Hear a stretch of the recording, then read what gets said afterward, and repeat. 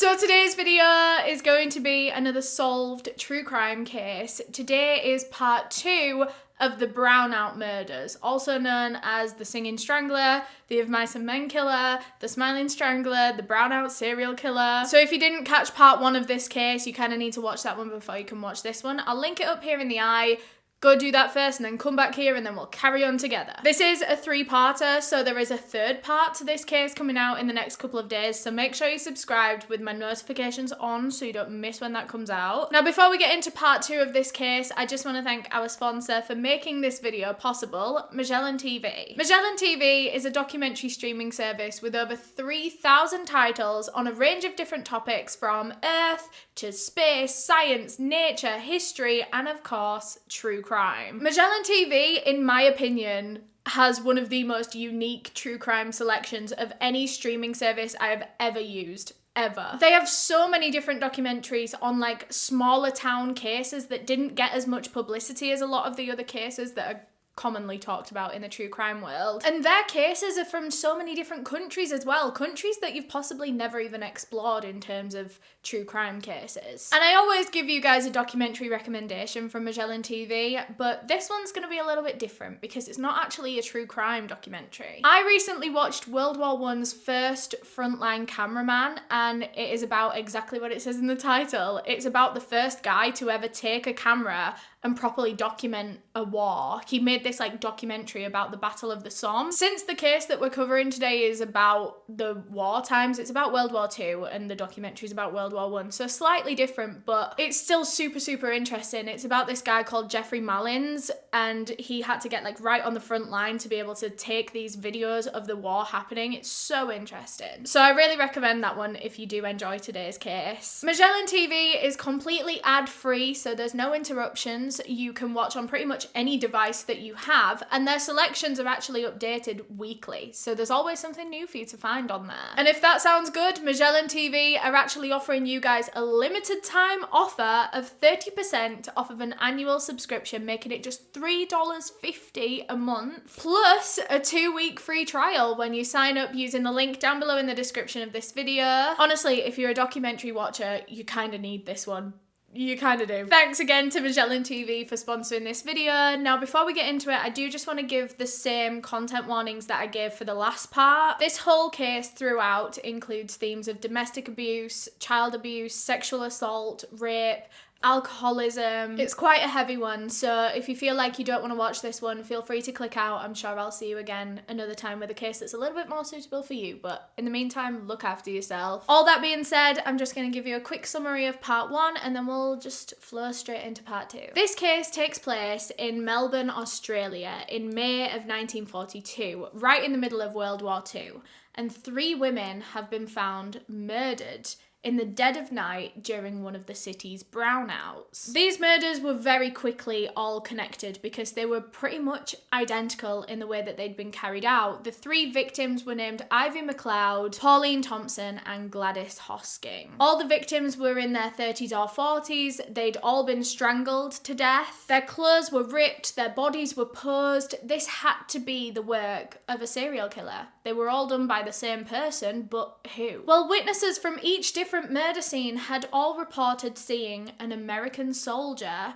either in the company of the woman or in the scene of the murder very soon after. So police knew they were looking for an American soldier, and very quickly they zeroed in on this one particular American soldier camp named Camp Pell, and they set up camp there. They were screening, interviewing, putting all these different soldiers up in lineups. They brought all the witnesses of each of the murders in to look at all these different soldiers. There were thousands in this camp. It was a very big operation until eventually one of the witnesses recognized the killer. So police quickly moved in and arrested this man that they believed could be their serial killer. This man was a baby-faced soldier, 24-year-old Private Eddie Leonsky. So Leonsky was taken into the police station to be interviewed, and at this point police were quite confused because they hadn't really known much about Leonsky. He wasn't a guy that was always in trouble or always up to something. So let's talk a little bit more about him before we carry on with the case. His full name was Edward Joseph Leonsky. He was born on December 12th, 1917 in New Jersey. Jersey in the United States. He was one of 5 children. I believe he was the youngest, so he was the baby of the family. He had 3 older brothers and an older sister. His parents were Russian Jewish immigrants. His father was named John Leonsky, and he was a manual labourer, and his mother was named Amelia, and I think she was just a stay-at-home mother. But Eddie Leonsky's childhood and his home life was not good. Right from day one, it was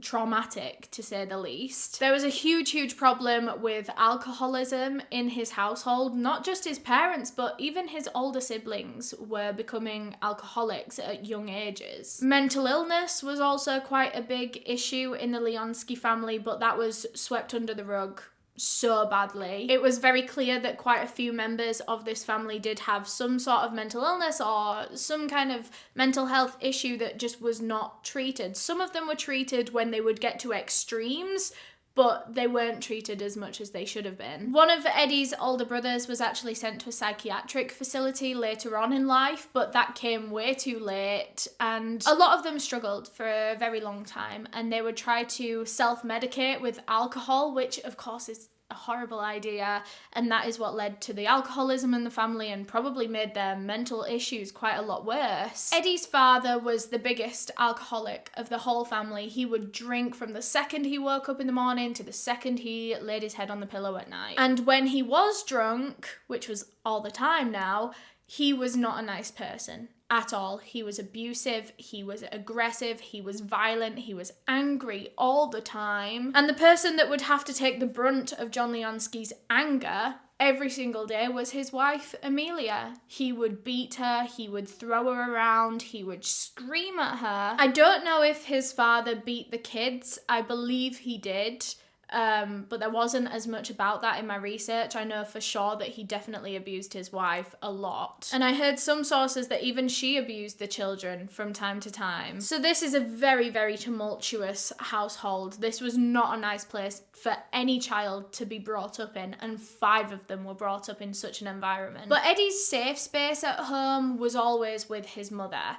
Eddie was Amelia's favourite child, and she made no effort to hide that, which is so sad for the other kids, but Eddie was her pride and joy. Whenever John Leonsky would drink and get abusive, which was most of the time, Amelia would comfort Eddie by singing him to sleep, and this was his main comfort as a child. I mean, all of this chaos and violence and fear in his life, and his mother is the one thing that can pull him out of that and give him this space to relax and feel like he is protected, and that was when she would sing to him. When Eddie was still very young, his mother Amelia finally built up the courage to be able to leave John Leonsky, Eddie's abusive father. So she took the kids and escaped to New York City, and John Leonsky decided to stay in Jersey. He never did anything else with his life from that point on. He continued to be an alcoholic, continued to live the same day over and over again, just working, coming home, drinking, and eventually he died alone in his apartment. I think he died from his alcoholism. I think he drank himself to death. He died with no friends, no family around him. He was a horrible, hateful man. But that's me skipping on in the story a little bit. Meanwhile, Eddie and his family were now settling in New York City. This was their new life, their second chance to be a normal family without John. But just because Eddie was out of one traumatic experience doesn't mean that everything was okay. Because as soon as he moved to New York, he was just thrown back into another traumatic experience. Because now Eddie was being bullied relentlessly at school, mainly for being a mama's boy, which he was. And it was partly out of choice because his mother was his safe space and always had been since he was a child. So it makes sense that he would have this super close connection with her and spend a lot of time with her. But also at the same time, I think Amelia was quite controlling and manipulative of Eddie Leonsky, kind of like a Norman Bates situation. You see this a lot in true crime cases where a murderer's mother was very babying and very coddling of them when they were younger, and they end up worshipping their mother all their life. But Eddie was bullied for this so badly, and it broke him down. Like, he was so upset all the time. But then he would go back home and his mother would sing to him and everything would be okay again. And it was just this cycle that he was bullied for spending time with his mother, which made him sad, so he would spend more time with his mother. And it's so sad that he was even bullied for I don't know, spending genuine time with his mother. Sad. Shortly after their move to New York City, Eddie's mother is a single woman now, and she met a new man. But this man was no better than Eddie Leonski's father. The last person that Amelia had been with, the man that she literally ran away from to get to a better life. She'd ended up in a relationship with a man that was pretty much the exact same as John. He was an alcoholic who got angry and violent and aggressive when he was drunk, which was all the time because he was an alcoholic. It was the exact same as John. He abused Amelia again. I don't know if this new man abused the children, but the children definitely witnessed their mother being abused by this new man. So all of Eddie's home life and even his school life was just awful. It was one thing after another. But outside of all of this pain and trauma and all of this aggression and violence at home, Eddie Leonski was a very normal boy given the circumstances. He wasn't violent himself, he wasn't aggressive, he wasn't weird, he never showed any kind of red flag behaviours. In fact, he did all the same things that any other kid did. He would go out on his bike, he would play with the kids on the street, he even had a paper round with the local newsagents. Like, he did everything that all the other kids did. There was no warning signs. He was super into sports, particularly baseball. He was on the baseball team, and then later on in his life he got into boxing and wrestling and bodybuilding and getting all muscly. Obviously that's a little bit later on in the timeline. Right now he's still like 8 years old. He wasn't an 8-year-old bodybuilder, but later on that's where his love of sports led him. As Eddie grew up, he started to fully realise what was going on at home. I mean, he'd always witnessed the abuse of his father to his mother and now this new man to his mother, but as he started hitting like 10, 11 years old, he realised like that this man was abusing his mother and that this has serious effects on his mother. And he watched this literally ruin his mother's life. She stopped going out, she was very withdrawn, she started drinking to cope with the abuse, and she too eventually became an alcoholic. And this new alcoholism really affected everything else in her life. She was no longer there for her kids. She tried getting jobs here and there because, like I said, she was a stay-at-home mother, but now that her youngest child, Eddie, was about 10 or 11, she started trying to get jobs, but she could never keep them because she was always drunk or hungover. She kept getting fired, she was running out of money, and everything was just falling down around Amelia. And when Eddie was 11 years old, Amelia actually suffered a nervous breakdown and she was sent to a psychiatric hospital where she was actually diagnosed with manic depression. It's believed that had she been assessed like in today's time, in 2021, when we know what we know now, it's believed that she probably would have been diagnosed with schizophrenia. But at the time, they didn't quite have all these different medical terms that we have now, and they didn't have the knowledge that we have now. So it's believed that she was actually suffering with schizophrenia. So by now, Eddie Leonski is 11 years old. His mother is locked away in a psychiatric facility, and he is just being brought up by his abusive stepfather and his older siblings. And while this was a very, very difficult time for him, he actually coped with it quite well, at least from an outside perspective. He just threw himself into all the things that he did love and the things that he did enjoy, like sports and his wrestling and even his education. He was quite an intelligent boy, was Eddie Leonski. He graduated high school and then he went on to do a 3-year course at college. I don't know what this course was in, maybe secretary, I don't know. I don't actually know. But I do know that he did amazingly well in this course. He came like 12th in his class of 300 people. Following his graduation, Eddie Leonski got a job at a grocery store, I think. And this is when we start to see some negative traits emerging in him. Up until this point, he'd been a very, very normal kid. But now things are looking a bit weird. He starts intentionally shortchanging customers when they come to the till so that he can keep some of the money for himself. People also noticed around this time in his teens that Eddie Leonski's ego was huge. It was huge, huge, huge. The bodybuilding and stuff just made him one of those. You know what I mean? He thought he was better than everyone else. He was stronger than everyone else. He loved to show it off, especially at work. He would pick up these like 10-ton bags of potatoes, obviously not 10 tons, but really heavy bags of potatoes, and he would literally just like hold them like this. He would stand there and like lift them above his head and stuff, you know, just showing off that he can, because no one else at his work could. And at first everyone was like, oh wow, Eddie Leonski's cool, he can he can lift things. But after a while he just kept doing it while he was talking to people, like mid-conversation. He's just there with his potatoes and everyone's like, just cut it out, like I don't care. He would not threaten people, but he would make it very clear that he could beat anyone up that he wanted to. Like anyone in that room, he had the power. He was stronger than them. He could beat up anyone. So that's how it all started. These negative traits were becoming a little bit more obvious in Eddie Leonski, and they kind of like snowballed. So like him shortchanging customers turned into him pickpocketing people, and then that turned into him and his brother literally breaking into a warehouse and robbing it. They did it one day just as a one-off. They were like, let's try and break in here and steal some stuff and sell it all and make some money, and they did it and it was successful. They didn't get caught, they made a lot of money, and so they were like, why don't we do this more? So they did, and it became a regular occurrence, and this was him and his older brother's kind of main source of income until eventually they got caught. Actually, they didn't get caught, but they had a scare. So they were robbing this one particular warehouse when one of the security guards noticed and began shooting at the men, because this was the 1930s, and apparently that was allowed at the time. They just started shooting at them, and so Eddie Leonski and his brother ran away. They got out completely unharmed. There was no kind of police trouble here, but this was enough to spook Eddie.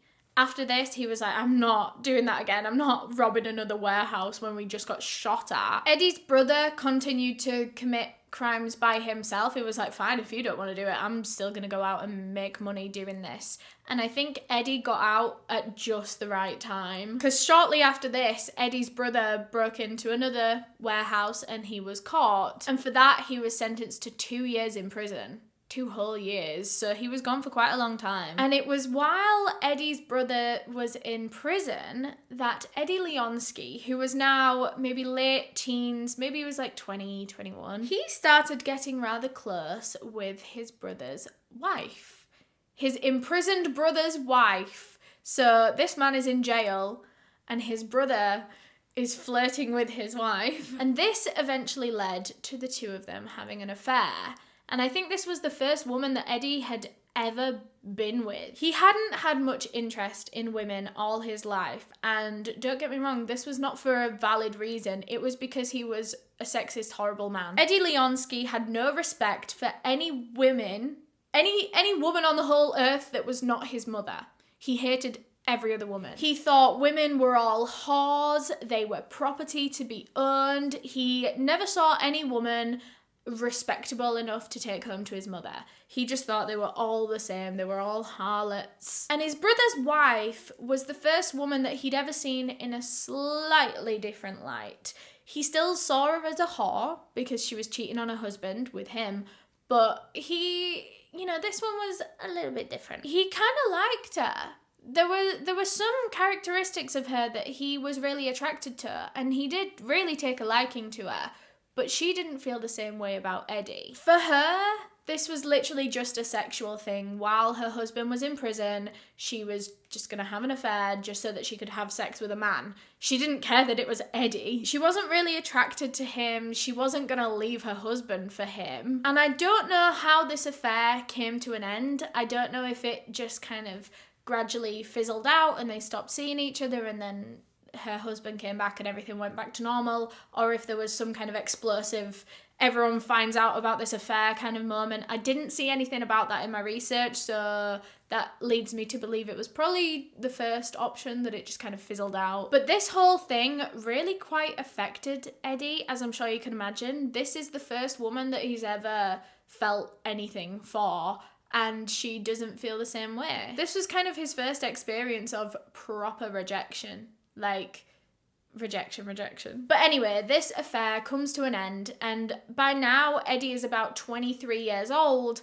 and World War II hit. And that meant that pretty much every single young, able man had to go and fight. And if you remember, I said in part 1 that Australia was really struggling, and so they enlisted some help from the US, and America was sending over thousands, hundreds of thousands of soldiers over to Australia.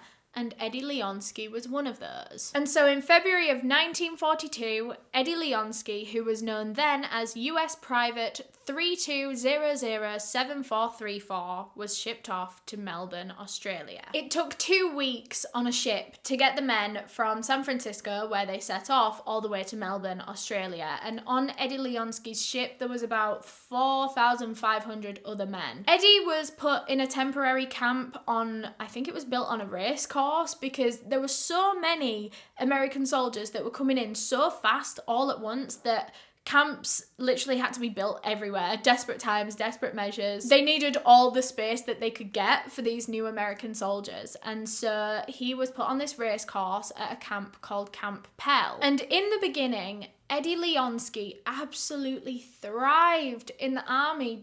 He was in his element. This was the absolute perfect environment for him. He loved drinking. He would go out on a night. All the social scenes from being in the army, literally living in a camp with thousands of your best mates, he was living the life. They would all drink together, they would all spar each other as well. Eddie was mega into like wrestling, boxing, all this kind of stuff, and so were all the other men, so they would all like do friendly fights pretty much every single night. They would all work out together, they would all go to pubs and bars together, they would go and pick up girls together.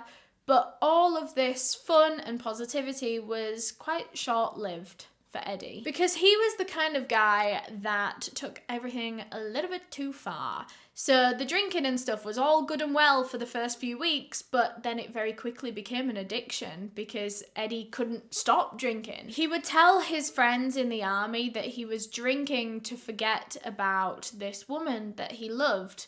And of course we know that that was his brother's wife, which makes me think that maybe the affair did just fizzle out and there wasn't some explosive ending to it. Maybe they simply stopped the affair when her husband returned and now Eddie was heartbroken. So he used to drink and drink and drink in the army, and at first all of his mates thought he was so cool for it because he could put back like 30 pints. He would do really like wacky and fun things, like he would chase a glass of whiskey with a full pint of beer and everyone would cheer. Everyone would be like, oh my god, this guy is so crazy, he's so cool, and that's why everyone invited him out. They all encouraged him to do these mad things. He would add loads of crazy stuff to his drinks and people liked to watch him do it. Like he would put salt and pepper and even ice cream, ketchup, tomato juice, milk, mustard, all this different stuff in his drinks. His favourite was actually whiskey and chilies, which actually does sound kind of nice.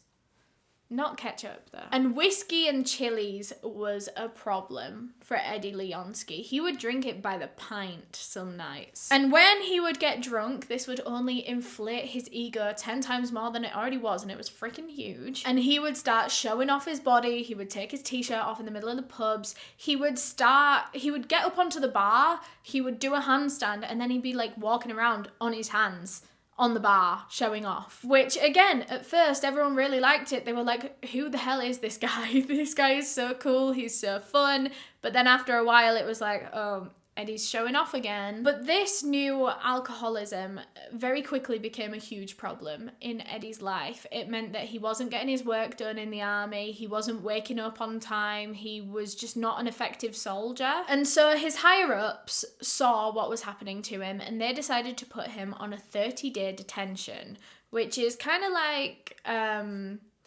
army prison, but not. He was sent to live in a different building on the camp, and he was supposed to be supervised like 24 hours a day. It's kind of like isolation in school, but you just live there. Sounds like a nightmare. The final straw, actually, for the reason that he was put in this detention centre was when one of his higher-ups was looking for Eddie. Again, he hadn't turned up to his job because he was drunk. One of his higher-ups was like walking around looking for Eddie, and he opens this supply closet. And inside there is Eddie and one of his friends sitting on the floor, wasted, proper drunk. They were laughing, they were waving around all the supplies in there, and this guy that found them just thought, no, we can't be having this. So he was sent to this detention centre for 30 days, and he wasn't allowed to see his friends, he wasn't allowed to drink. And, you know, he didn't fight it too much. He didn't try to escape, he just kind of took his punishment, did it, and then he was let out at the end of 30 days. But this didn't change anything about Leonski's behaviour. As soon as he was out, he was back to getting drunk every single night. And he was back to taking it too far every single night as well. Like I said, him and all his friends like to wrestle, they like to spar, and that was all well and good when people were actually up for it. But now Eddie was bugging them to do it like every half an hour, and everyone was like, just shut up, I don't want to fight you today. He would literally like wake them up in the middle of the night and be like, do you want to spar? Do you want to spar? And they're like, no, leave me alone. And the main reason they didn't want to fight him anymore was because he would take that too far as well. Like, he would start hitting someone and then he'd kind of lose control and do it until that person got like knocked out, and everyone was like, bro, this is too much. So very quickly Eddie became friendless in the army. No one really wanted to hang out with him. I mean, people did occasionally. He wasn't like all of a sudden abandoned and isolated, but people didn't really want to go to the pubs with him and that anymore, so he would just kind of go by himself and make friends there. But for the most part, he was bored. He didn't really have anyone to hang around with because his friends didn't really want to hang around him anymore.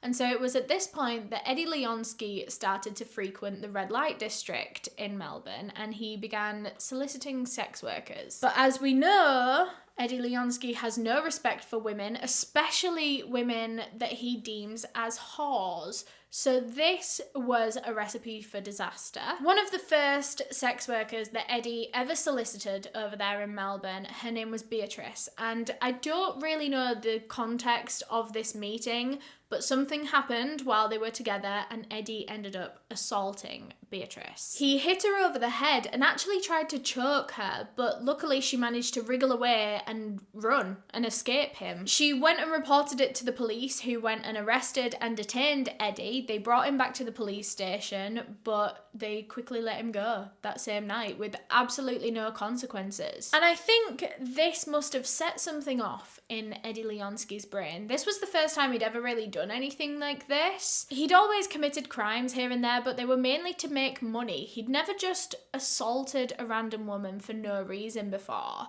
And now he's realizing that he just did that and he's had no consequences. He's now thinking that he can just treat women however the hell he wants and there won't be any repercussions because the police are more on his side than they are women, especially sex workers. So naturally, because Eddie was Eddie, his behaviour in this aspect started to spiral out of control, as it always did. In April of 1942, a woman named Doreen Justice was walking home from the tram stop when she was stopped by a young, handsome American soldier, Eddie Leonski. Eddie asked her for directions to this particular place, and she tried to explain it the best that she could, but this sweet woman, she actually said to Eddie, let me walk with you until you get there just to make sure that you don't take any wrong turnings. So she's going out of her way to help Eddie Leonski get to where he wants to go. So the two of them started walking together. They eventually got to a certain point and Eddie turned to her and he was like, thanks, I think I'll be fine from here.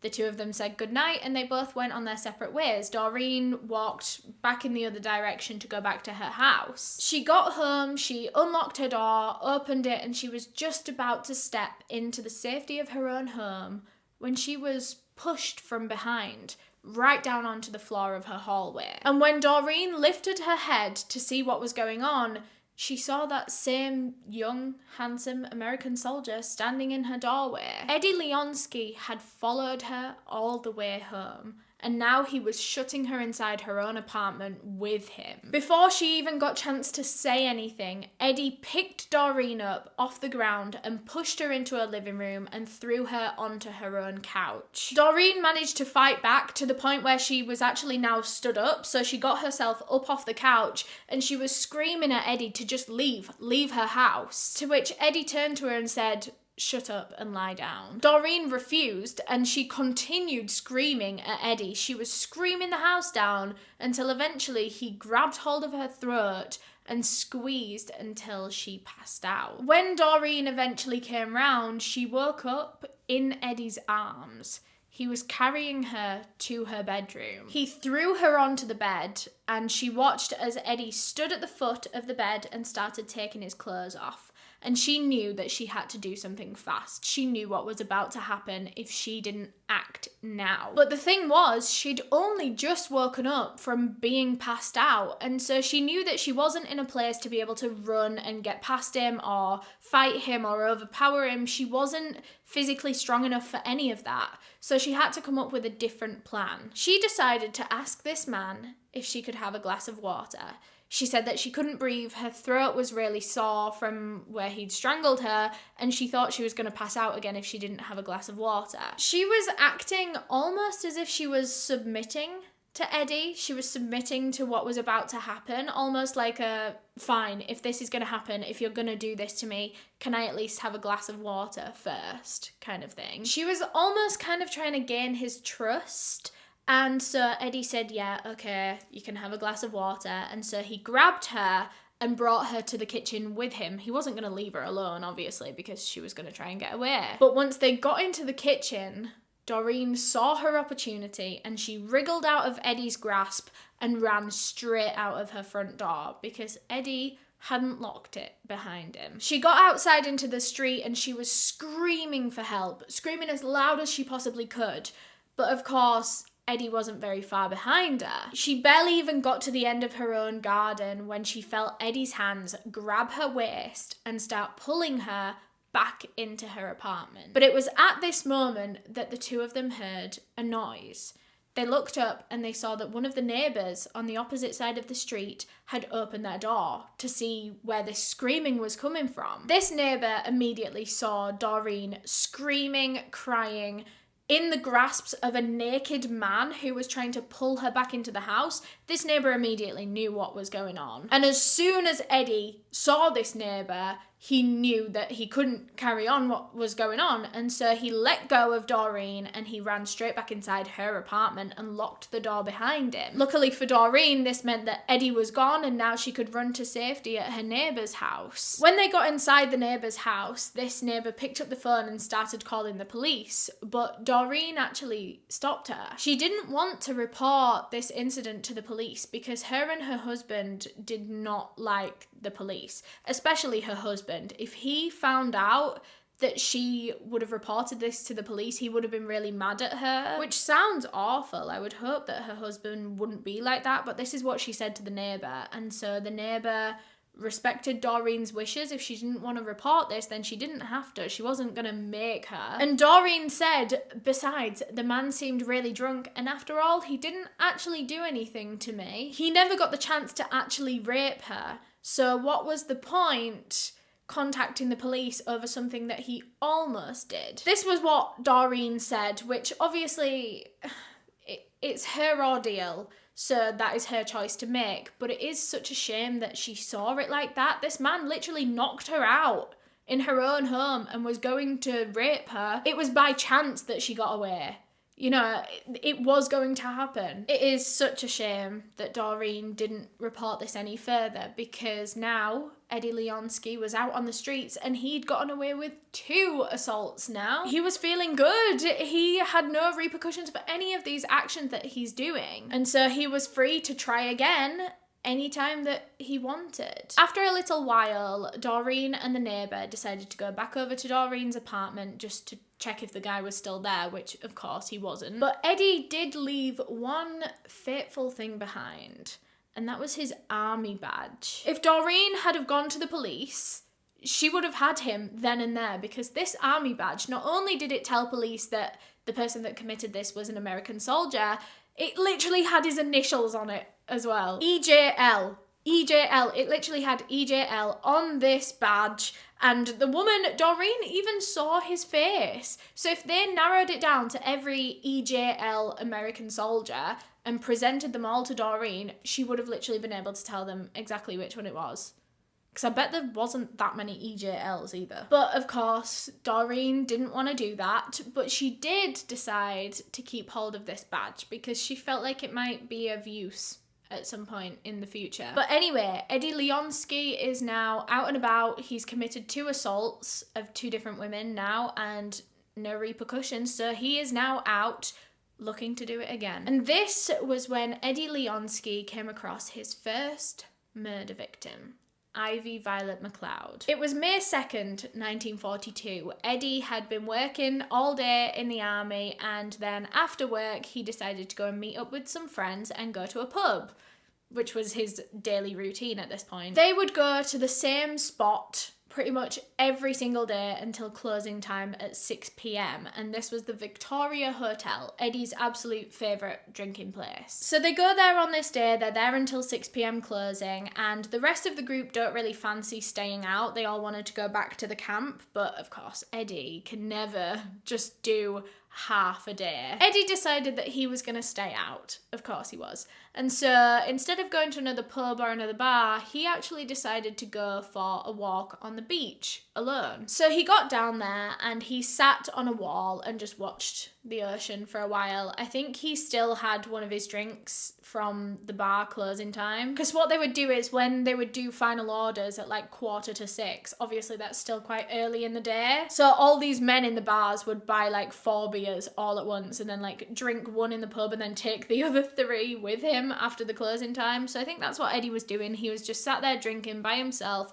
on this wall at the beach. And then he was approached by a group, 2 men and a woman, and I think they'd all been drinking together as well, and they approached Eddie and just asked if he was okay, obviously because he was by himself. Eddie said yeah, he was fine, and the group actually came and sat with him and they all got into a conversation because they'd done the same thing. They still had beers left from closing time at the pub. So they sat there for a while, they were all watching the ocean, they were all talking, and then eventually they ran out of beers, and so the 2 men decided to get up and go to a shop and see if they can get any more. So now Eddie was left at the beach alone with the girl of the group, and her name was Pat, and she was very clearly interested in Eddie Leonski. She was flirting with him, she was leaning into him, she was like, ooh, she was a little bit much. And Eddie was not feeling it at all. He was not attracted to this woman in the slightest. He said that she smelled like her breath stunk and she kept trying to lean in to kiss him and he kept rejecting her and she just smelled really bad. So he's there rejecting her over and over again while these men are at the shop, and then eventually they come back and they said that they couldn't find any alcohol anywhere. I think they stopped selling it after a certain time, so they were desperately trying to find alcohol somewhere, but they couldn't find it. Instead, these men suggested that why don't they all just go to a club in the city, like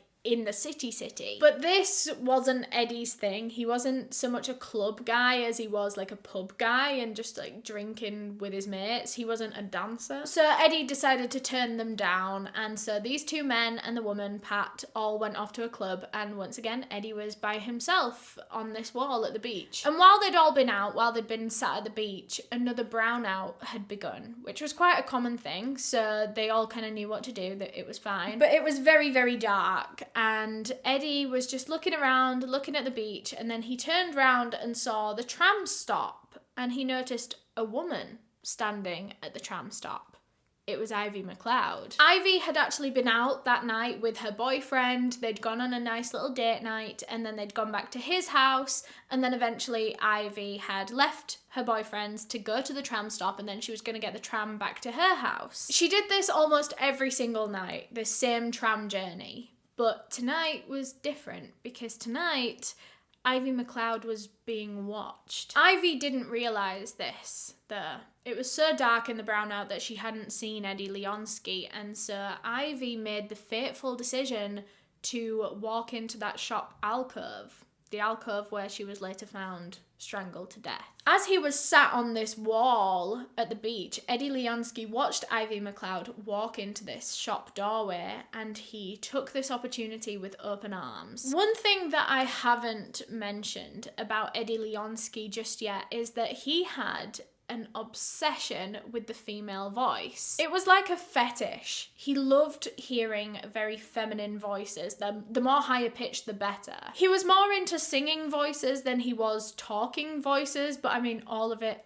still did something for him. He wasn't too picky, to be honest. I mean, he lived in an army camp that was just so many men that he was happy whenever he heard any form of female voice. He was mesmerized by the women that would sing in the bars. So because it was like wartime, they would have a lot of live music going on in the pubs and the bars to kind of keep everyone's spirits high. And a lot of the time it would be a woman because, let's face it, they're all men drinking in this bar, so obviously they're going to want to watch a woman. They don't get to see many women while they're in the army, so there's a lot of women drinking at bars, and Eddie would make sure that any pub or bar that he went to, it had to have live music and it had to be a woman singing. He was very particular about that. He would go to these bars every single day. He would stay until closing time. He would beg the women for encores, literally even as the bar was closing. Like, people are going around cleaning the cups and Eddie sat there next to this woman going, please, one more song. Even when he wasn't out drinking, he would still get this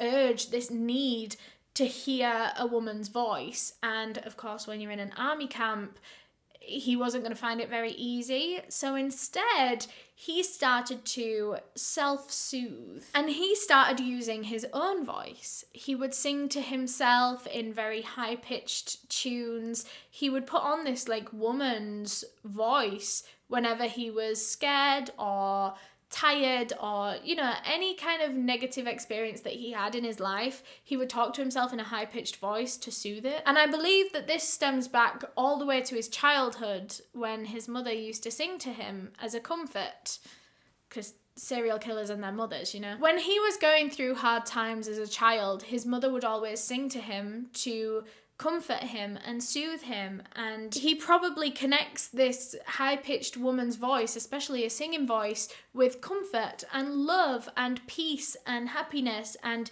safety. So now whenever anything's making him anxious, he needs that again. And I think something must have gone a little bit wrong in the wiring of his brain when it comes to this, because he was no longer using it as a comfort now in adulthood. He had become sexually attracted to female voices. It was a sexual fetish for him now. And the reason that I'm telling you this now is because as soon as Eddie saw Ivy McLeod, he wanted to go and talk to her. He wanted to go and hear her voice. So he walked up to this shop doorway that Ivy was now stood in, and it was pitch black. She could barely see who had just approached her.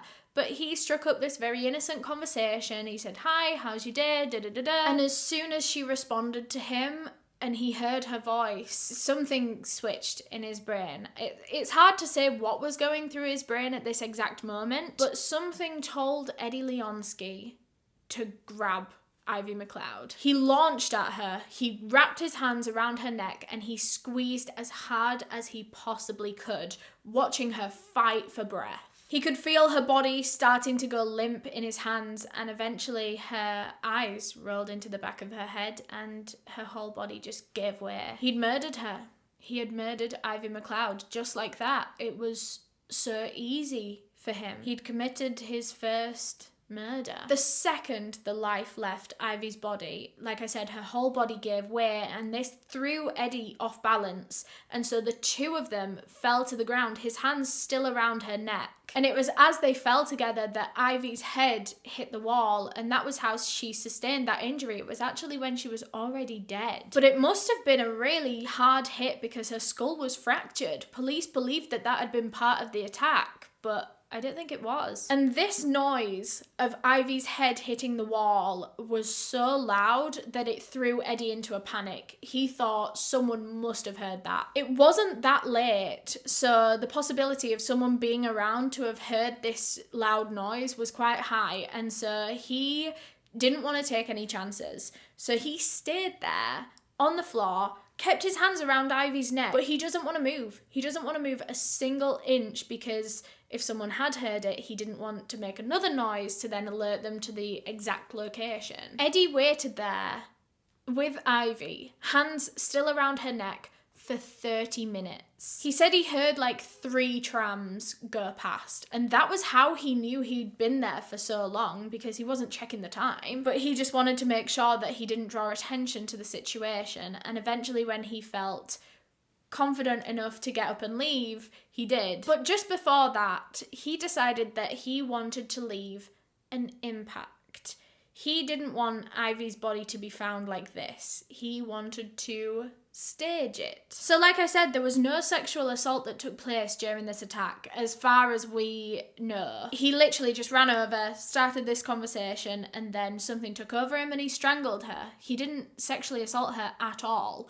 But the way that he staged her body, he wanted it to look like he had. He pulled down Ivy's dress at the front to expose her breasts. He was actually trying to pull her full dress off, but she had a belt on that he couldn't get past at all. So instead, he just pulled the top half down to expose her breasts, and then he lifted her legs up and spread them apart, exposing her genitals. It's believed that he did this just to humiliate Ivy, for no other reason other than, well, think about how he thinks of women. He thinks they're all whores, and he hates women. So of course he wanted to humiliate Ivy when her body was found. He had no respect for her. So finally, Eddie Leonski was done staging Ivy's body, and he decided to run off into the night.